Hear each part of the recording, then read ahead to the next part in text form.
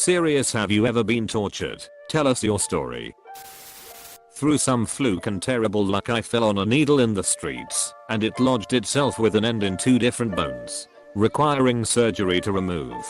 It was considered an emergency surgery, and you can imagine the possible health hazards involved with this situation. The problem was that there was no anesthesiologist available, so they opened me up awake and conscious whilst cutting into my hand. Here comes the shocker. They let a rookie operate on me, and that moron was cutting through nerves in my hand while I was awake. I was screaming bloody murder. Told them to close up my hand, and that I would be going to a private hospital.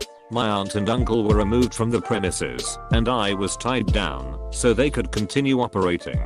Under my understanding of the law, and the dozen lawyers I talked to, I was kidnapped and tortured by hospital staff. I left the operating room in a catatonic state 5 hours later with the needle still in my hand, unable to even feel it due to severed nerves. I got operated the next morning at a private hospital, where they removed the needles, while I was under full anesthesia, and the doctors repaired what nerve damage they could. I filed for a lawsuit, but the hospital denied ever admitting me and had no records of me. Welcome to hell on earth, also known as Brazil. Been waterboarded as part of a demonstration. 0.72 hours of no sleep, stress positions and interrogations. Been purposefully tear-gassed. 0.14 hour flight to Vienna, filled with obnoxious and drunk Croatians. Of all the 3, personally, the no sleep and the flight were the worst. At least the waterboarding was quick. Finally, a place to share my story. I'm a Syrian guy, check my comment history, and I served in the Syrian army. I left the Syrian army a few months after March 2011 and joined my buddies in protests. Long story short, I was identified in one of the videos of protests, and I was taken from my home. Day 0, it's around 2200 hours. People knock on our door, and father opens. They ask for me. My father says I'm not home. They storm inside and look for me. I'm taken in pyjamas and thrown in the back of pickup car. You want freedom, you son of a whore. Arabic. And they beat me a lot. I'm now in the black site, aviation intelligence department. Arabic. I'm thrown in a tiny dark room with 15 other people. There's no way we can all stand. Smell of piss and shit and sweat is unbearable. My brain blocks it after a couple of hours. Day 1, I wake up hearing "Where's the soldier spy, son of a whore?" Arabic. I'm taken to a room with a big black wheel hanging from the wall. I'm now blindfolded. I'm seated inside the wheel and left there for 1 hour. A big man walks in the room. He whips me with what I learned later is a heavy duty electrical wire. Who's paying you? Arabic. He asks after whipping me for 10 minutes. Nobody. I answer. Looks like you're gonna make this difficult for us. Huh? He continues whipping me. I can feel my blood seeping. Very weird feeling. Like warm chocolate on your arm and a small puddle forming in the tire. I pass out. Day 2. Wake up. You shit, you animal. Arabic. I'm taken to the same room. But this time I'm seated on a chair. No blindfold. My feet are tied to the chair. So are my arms. The same guy walks in and starts hitting me on the shins with a thick stick. The pain is horrible. He did that for 5 minutes. Then he punched me in the face a few times. I lost 2 teeth. Who's paying you? You something that would take a few paragraphs to explain. Arabic. I answer, I swear nobody is paying me. Please let me go. He starts punching me in the chest, kidney, face, and kicking on the shin, and stepping on my toes. One more punch to my face and I pass out. I wake up when 2 men are carrying me back to my cell. Day 3, I wake up in my cell, a 1x05 cell. There's no way to lay down. The door opens. I'm taken to a different room. Today we'll execute you. Tell us what you know, so you can go in peace. I was told. I can see nothing with my left eye, and can barely see anything with my right one. I'm taken to a different room. I'm hanged from my hands to the ceiling about 20 centimeters above the ground. I'm now being whipped with what I thought was the same cable. By this time, my wounds started to have a very sharp pain, and it was difficult for me to concentrate on the new pain. I'm hungry, thirsty, and can barely stay awake, even though I'm being whipped. I pass out. Day 4, 1x I started forgetting which day it is. My brain can't work correctly. Same thing. Whipping. Punching. Every day. Now they want to know who are my buddies. Whether we have guns or not. Etc. Like all the days. The torture ends when I pass out. Day 2x I tried hitting my head on the wall to kill myself. I can't. I tried to strangle myself. I passed out before I died. I want to make the screaming stop. So many people screaming. I don't care about myself now. I just want that women to stop screaming. They're hurting her. Later I learned that they raped her and killed her in front of her husband. They killed him as well. Day 34 they realized that I genuinely have no information for them or for some other reason. I have no clue. They made me sign a paper thanking the president and saying that I was treated very well.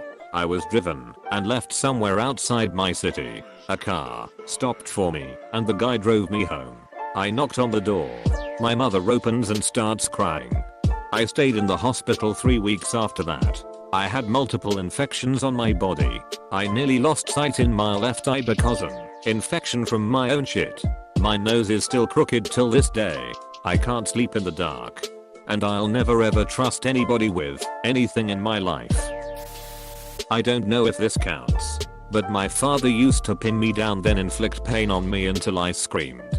He'd usually hold me in place then grab a finger and bend it back, or squeeze my knee, kneecap, or wrist, or bear hug me until I felt like I was going to pass out. I guess it counts as torture, since pain was being inflicted on me purposefully against my will. He called it toughening me up. Little sister was sexually abused by him as well. Certainly not a good dad, yet he's an active Jehovah's Witness to this day. I posted this in a thread about the worst thing a family member has done to me. My uncle was a pedophile with a sadistic streak, and he started molesting me when I was 5. The summer when I was 12. He interrupted me while I was taking a bubble bath in his jacuzzi tub and tortured me by dunking me over and over. When he first came in, I threatened to scream for my aunt, and he told me that she was gone to the grocery store and to please scream as loud as I wanted. I expected him to rape me immediately, but first he washed and conditioned my hair and combed it out. Then he grabbed me by the hair and held me face down in the water that was about 2 degrees short of scalding.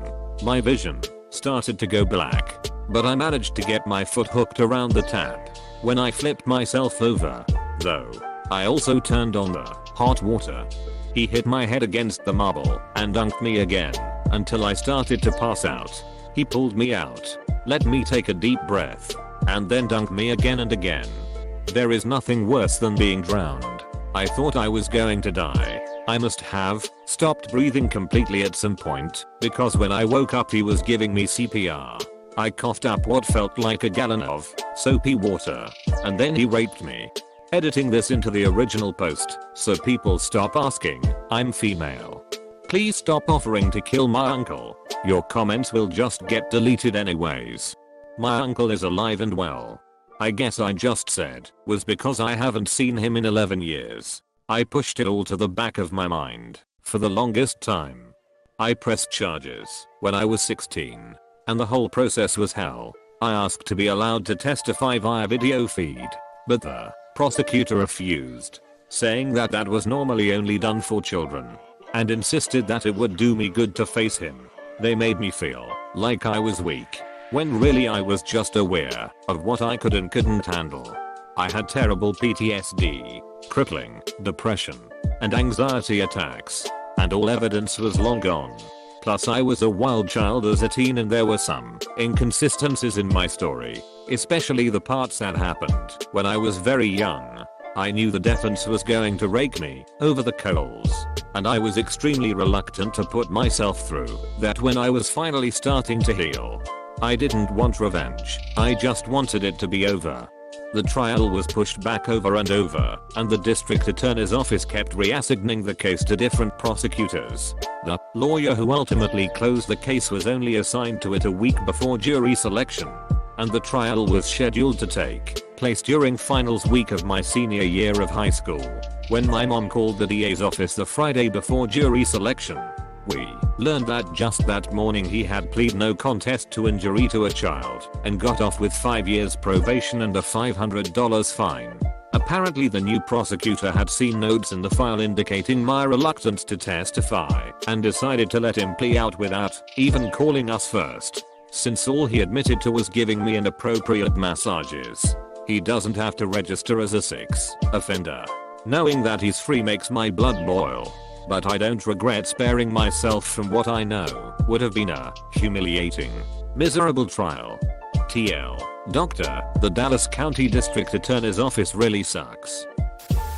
I'm something that I'd call an experience addict. I like different kinda of extreme conditions, just to know how they feel like. Morphine, dengue fever and the bite of a redback for a couple of examples. So one day at my friend's summer cottage, the topic of waterboarding came up, and we concluded that it is fairly easy to set up. So an old t-shirt and a bucket of water later I decided to lay down and give it a go, you know, just for shits and giggles. Being a somewhat of a pussy, I didn't want to have my hands tied up. In the end, I just wanted to see how it is, not spout out and confess a bunch of shit I haven't even done. I couldn't even get through one bucket of water. The sense of drowning is so overwhelming and immediate, and most of all inescapable. It truly is a horrifying torture method, and it is no wonder it is being rallied to be prohibited. All in all, 2/10. Would not do again. Next, I'd like to go for water drop torture, you know. The one where a droplet of water is dropped on one's forehead consecutively, but I reckon I wouldn't have the patience for it. Went to jail after a fist fight during a road trip with my traveling companion. Police shackled my ankles through the cell bars at the foot of the bench, shackled my hands together, and took a weightlifting belt that they looped between the handcuffs and a bar a couple feet beyond the other end of the bench. They tightened the belt as much as they could, so I was stretched enough that most of my weight was suspended between the bars. They latched the belt and left me hanging for 8 hours. I screamed the whole time. My hands turned purple, then a dark blue. When they released the tension, the capillaries in my hands had burst, and I couldn't lower my hands below my heart level without severe pain for days. Both of my rotator cuffs were torn. Charges were dropped. I made an account for this story, and it's not one I usually share. I had the fortune of being born in the impoverished former Soviet Republic of Ukraine. When I was 5 in 1997, my tonsils swelled up, and I had severe trouble breathing, and my mother took me to the hospital to have my tonsils removed. I was 5, so I didn't understand, so I was relatively calm. This is 90s Ukraine. The equivalent of Great Depression America, but worse. While hospitals often had trained and professional doctors, certain medical supplies were a rarity, including anesthesia. I was taken to a room, tied down, my mouth pried open, and my tonsils were removed. I don't remember how long it lasted, maybe 5 to 10 minutes, but at the end I remember I was covered in blood. The experience left me with a massive phobia of dentists. Every time I go to the dentist I'm on Valium, and even then I'm shaking and sweating uncontrollably. It's not something I usually share, because in America this kind of stuff only happens in Eli Roth films. While I remember some specific painful details, you'll have to forgive me, because they are not easy to reimagine or write down. Had my eye forced open and my retina scraped by a scalpel. It was not some thing I can recommend. Edit. Pretty sure I mean cornea. The front of my eyeball, to be precise. This wasn't really torture in the sense that it wasn't deliberate, but what I felt was absolutely torturous. I got kicked in the face one night after I looked out my back window to find someone trying to break into my car. I walked out and confronted dude, only to find out it was one of my best friends growing up. I asked him what he was doing, and he swung at me. I wasn't going to ask questions at that point, so after I got punched on the side of my head and my ear hurt like hell, so I stuck him with one right to the chin and his legs gave out. I got on top of him and pulled out my cell phone to call the police. His friend, who I hadn't seen at this point, ran up and kicked me in the face, breaking my jaw in 3 places. That's the story leading into the torture. I wake up a half hour to 45 minutes later and stagger inside. hoping my jaw is just dislocated. I lived very close to the hospital at the time, so I walk over to the ER. After having the ER doctor manipulate my jaw for what seemed like a day, he tells me it's most likely broken and that I'm going to need an MRI scan to make sure I don't have a brain bleed or anything else. What he failed to mention was the position I had to be in to have this scan done, laying on my stomach, chin on the table. I could literally hear the bones in my jaw grinding together for the whole 30 minutes I was in the machine. It was excruciating, and when I came out I had soaked through the front of my clothes with sweat. Finally I was out of there with some painkillers and a referral to an oral surgeon to have my jaw wired shut, which sounded terrifying, but with what I had just been through I could handle it. I was right. I could handle it, but while I was under anesthesia I awoke during wisdom tooth extraction. Oral surgeon said we might as well kill two birds with one stone. I couldn't move though. I was only able to blink, and I had a surgical napkin draped over my face. Now when you have a jaw broken in 3 places and are knocked out, the surgeon won't hesitate to use that broken jaw to his advantage during wisdom tooth extraction with the extra space it can provide him. When I woke up I heard and felt that familiar sensation of bones grinding with something completely new. My chin was touching my throat. My head was angled backward. The tears started immediately. I couldn't help it. I was still pretty incoherent. So the amount of time this was happening could have varied, but it was at least 15 minutes of the surgeon cutting out wisdom teeth and pressing my jaw into my throat. My reprieve came when the nurse saw the surgical napkin soaking up my tears. I'll never forget the look of shocked surprise when she lifted it. She immediately stopped the surgeon. "I love you, my goddess. Thank you. Thank you. Thank you," and got me put back under. I also awoke one more time while the surgeon was putting in the wires to hold my mouth closed. Agonizing, but not nearly as bad as the first time. All that, then 6 weeks of having my mouth wired closed. The first 3 nights after having the wires in was excruciating. My gums swelling to rid my mouth of this metal intruder and the wires occasionally shooting into the inside of my lips. TL. Doctor, don't get kicked in the face. I would say that any child raised in an abusive home has experienced torture. I posted this account of an incident that happened to my sister and I when we were children. This is simply one of the hundreds of both mental and physical abuse true stories of our childhood. I always wonder why we didn't turn out like others that blamed their parents for their behavior. Maybe because we had each other for support. Who knows? We survived it, but not totally unscathed. In 1st grade, I was just shy of 6, started kindergarten early. My teacher found a textbook that someone had written my name in repeatedly with a crayon. It was clearly the writing of a child. My name written the half-dozen times, from top to bottom on the inside back cover. My teacher accused me of doing it, but I had not. The more she accused me, the more I denied. The more I denied, the angrier she became. Soon she was screaming in my face, swearing at me, demanding that I confess. But I refused. We were sitting at the kind of desk where the top opens to reveal a storage area underneath for notebooks, pencils, etc.